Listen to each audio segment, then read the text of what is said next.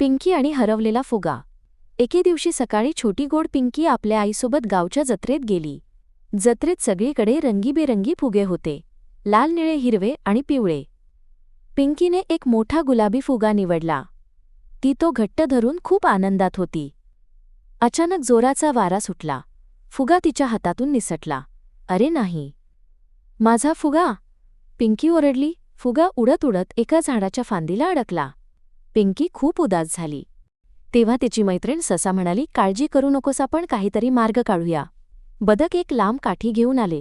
ससा दगडावर उभा राहिला. पिंकीने काळजीपूर्वक काठी धरली.